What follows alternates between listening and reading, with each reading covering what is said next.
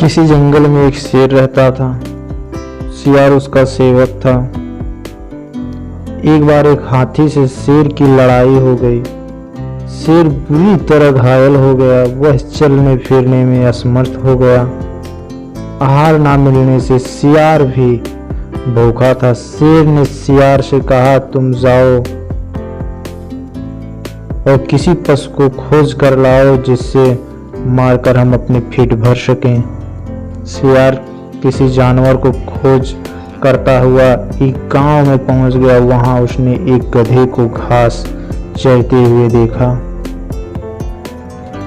सियार गधे के पास गया और बोला, मामा प्रणाम, कुछ दिनों से आप अपने दर्शन नहीं दिए, आप इतने दुबले कैसे हो गए? गधा बोला, भाई कुछ मत पूछो, मेरा स्वामी बड़ा कठोर हुआ, पेट भर कर घास नहीं देता, इस धूल से सनी हुई घास खाकर पेट भरना पड़ता है। सियार ने कहा, मामा उधर नदी के किनारे एक बहुत बड़ा घास का मैदान है, आप वहीं चलें और मेरे साथ आनंद से रहें। गधे ने कहा, भाई मैं तो गांव का गधा हूँ, वहाँ जंगली जानवरों के साथ कैसे रह सकूंगा? सियार बोला, मामा वह बड़ी सुरक्षित जगह है, वहाँ किसी का भी कोई डर नहीं, 3 गधियाँ भी वहाँ रहती हैं, ये भी एक धोबी के अत्याचारों से तंग होकर भाग आई हैं,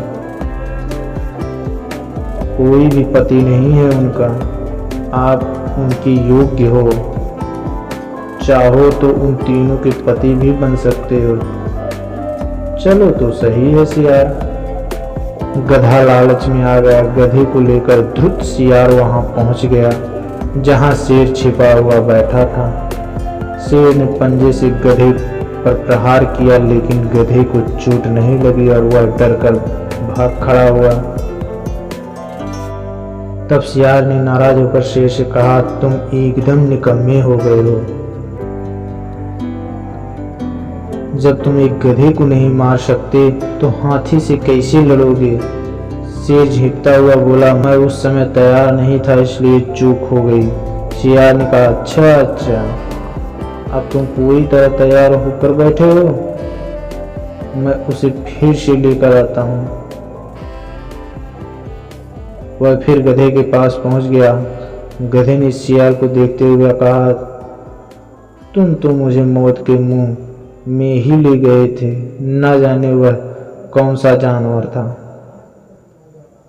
मैं बड़ी मुश्किल से जान बचाकर भागा। सियार ने हंसते हुए कहा, अरे मामा तुम उसे पहचान नहीं पाए, वो तो गधी थी, उसने तो प्रेम से तुम्हारा स्वागत करने के लिए हाथ बढ़ाया था, तुम तो बिल्कुल कायर निकले और वह बेचारी तुम्हारे वियोग में खाना पीना छोड़कर बैठी है, तुम्हें तो उसने अपना पति मान लिया है, अगर तुम नहीं चलोगे तो वह अपना प्राण त्याग देगी।